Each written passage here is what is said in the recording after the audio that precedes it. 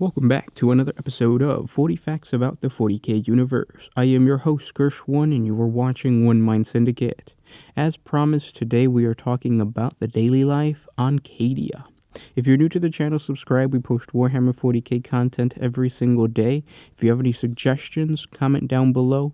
And don't forget to check out our daily life of a Fortress Worlder to get a broader look at what it's like to live on one of these Fortress worlds. And stay to the end of the video for a subscriber appreciation giveaway. But with that said, let's get into 40 facts on the daily life on Cadia.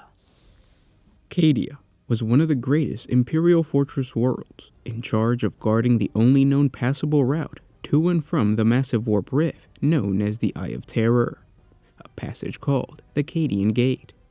Constantly under threat from the many denizens of the warp rift, the inhabitants of Cadia evolved into some of the universe's most prominent warriors. Home of the Imperial Guard's Cadian shock trooper regiments, widely regarded as the best soldiers in the Imperium, short of the superhuman Space Marines. Every living soul on Cadia was raised in a grueling martial culture.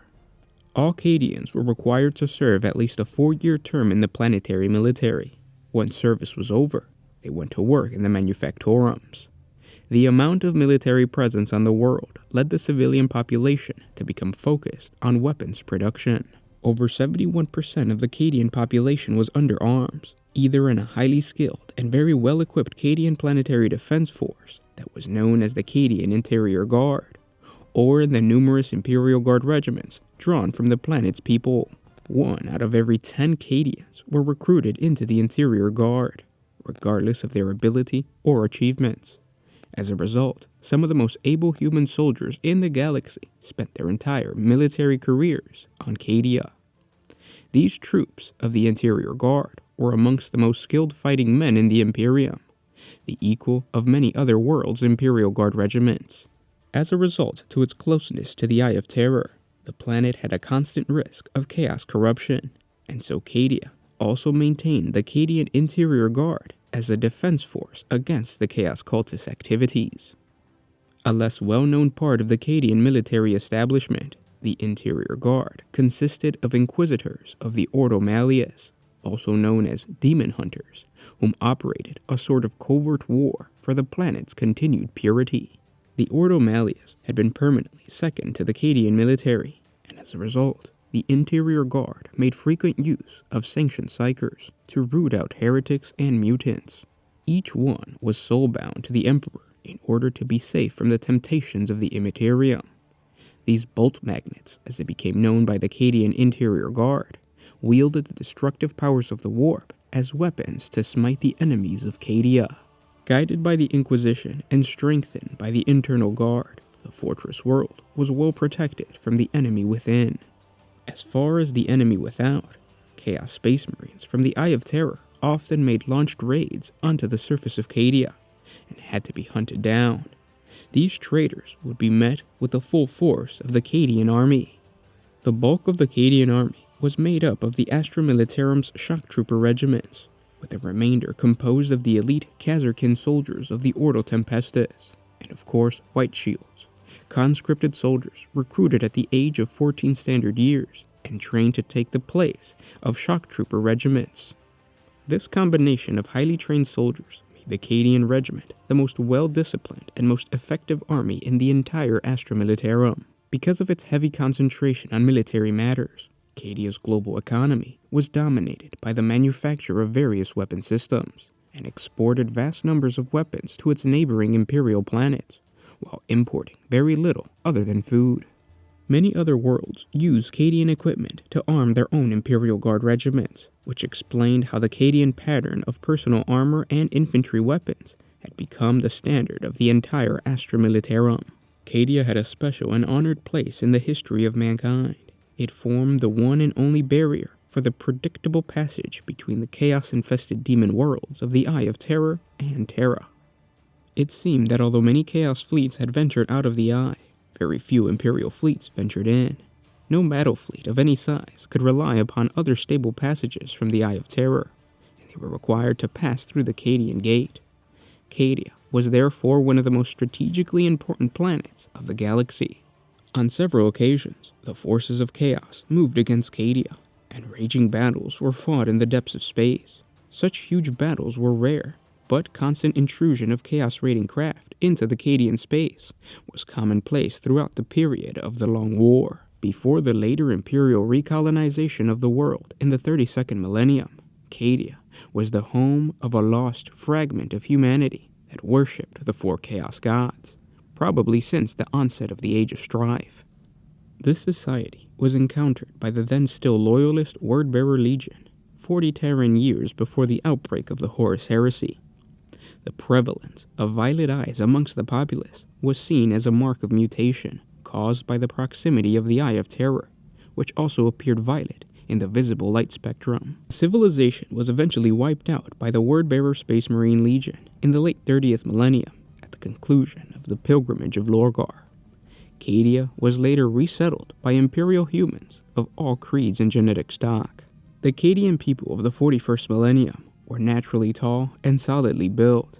The fact that this new line of Cadians of untainted Imperial stock also sported violet eyes lend credence to the theory that the proximity of the Eye of Terror caused this mutation.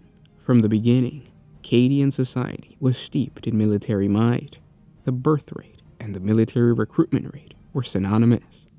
Most Cadian children learned to field strip a lasgun by the age of 10 standard years, and many young Cadians served in the Astra Militarum as white shields. Cadian society was so martial that camouflage patterns made their way into everyday fashions of even the wealthy and successful. It was always very easy to determine who was an outsider or local of Cadia simply by what they wore. Being a constantly embattled world, Cadia suffered numerous casualties in the defense of the Cadian Gate and the Imperium. Cemetery space on the planet was at a premium, so the local priest of the Imperial cult routinely checked the grave marks of the honored dead for legibility. When a section of the Cadian cemetery's grave markers were deemed illegible, those graves were exhumed and the bones were added to a communal pit. The Cadian belief was that once the names on a grave marker were unreadable, the honors of those dead were forgotten. Long ago, Cadian cities changed from a plan of broad avenues to one where the streets of its cities were arranged in a zigzag pattern, meant to make any intruding enemies fight for every block. At the heart of each Cadian city was a fortress called a Khazar, in the local dialect of Low Gothic. The largest Khazar was Khazar Dearth. Cadia's earliest Khazars had been built in the High Terran style, with wide streets laid out on a grid system. Early in the 32nd millennium, soon after the planet's resettlement during the first of the Black Crusades, most of the Cadian Khazars were destroyed by the Chaos Invasion. The broad, ordered avenues of the Khazars had proven impossible to hold or defend. Since then, the Khazars were rebuilt in elaborate geometric patterns, the streets jutting back and forth like the teeth of a key. From the air, Khazar Dearth looked like an intricate, angular puzzle. Given the Cadians' courage and their skills at urban warfare, a Khazar could be held street by street, meter by meter, and solar month, if not standard years. And those were 40 facts on the life on Cadia. I hope you guys enjoyed this video. GW did a really good job of adding fluff to this planet, especially during the whole 13th Black Crusade. The addition of the Inquisition adds extra lore that's really just or makes the planet more badass. Unfortunately, Cadia is gone, but now what that means is after it was destroyed, a bunch of warp rifts opened up all over the universe, and what that means for you is that now you can create your own planet and create your own fortress world that has like an Imperial Guard regiment, Space Marine regiment, or Space Marine chapter, whatever it is. I wonder if that's what GW intended. I wonder if they were purposefully creating more avenues for you to create your own lore and not be so tied down to Cadia. Because like the lore states, pretty much every single Astra Militarum regiment appeared like Cadia. It was really hard for you to build armies or Imperial Guard troops without using the Cadian Guard. You had all the extra ones, but those I think were a little more expensive than the regular troopers or Cadian Guard troopers. But now they keep the same model, but you can add your own fluff to it because of the fact that Cadia is gone, and you can say that these are the remnants of Cadia, or these guys took on this military doctrine from Cadia and stuff like that. So it's pretty cool that GW did that, but again, I wonder if that is the case. I hope you guys enjoyed this video. Don't forget to check out our 40 facts on the daily life of a fortress worlder, because in that video it explains just more day by day type of situation, or I should say hour by hour, what it would be like to live on a fortress world. So check that out if you haven't done so. And now let's move on to the subscriber appreciation giveaway. To say thank you to our 120 something subscribers, we are doing a giveaway every other month for the beginning of November. So every other video, or every other day, there will be a video with a giveaway, and today we're giving away a Militarum Tempestus Scion box set. You know how we are always trying to get you guys to kit bash and convert and paint your own miniatures to go along with your own lore, so we thought it would be an excellent idea to give you this Militarum Tempestus Scion box, and you can create your own Cadian Kazarkin models, something that doesn't exist anymore for GW. GW stopped selling the Kazarkin model. But you can still create it with this Tempestus Scion box set. Now, how you can win is simple. All you have to do is, number one, be a subscriber, because this is a subscriber appreciation giveaway. Number two, like this video, so hit the like button. Share this with your friends on Facebook, Twitter, whatever social media you guys use. And don't forget to comment down in the comment section below. The winner will be chosen from the comment section, which means that the more comments you have, the bigger of a chance for you to win. Now be careful, because if you spam comments, YouTube will mark you as a spammer and then just kick you out, and then it will be for nothing. So I would say 2 or 3 comments a day is enough for you not to get marked as a spammer. And don't forget that we have another subscriber appreciation giveaway going on simultaneously.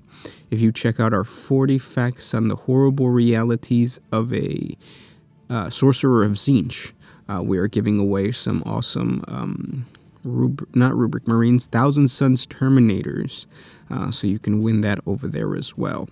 Again, going on and commenting every day is the best way for you to increase your chances of winning. So good luck if you decide to participate, and thank you so much for listening. Don't forget that we have a Patreon. If you like our videos, supporting us on Patreon with a simple $1 a month helps us out a lot. If not, simply by liking, commenting, and sharing these videos, it also helps out. But with that said, this was Gersh1 with One Mind Syndicate, signing out. Always used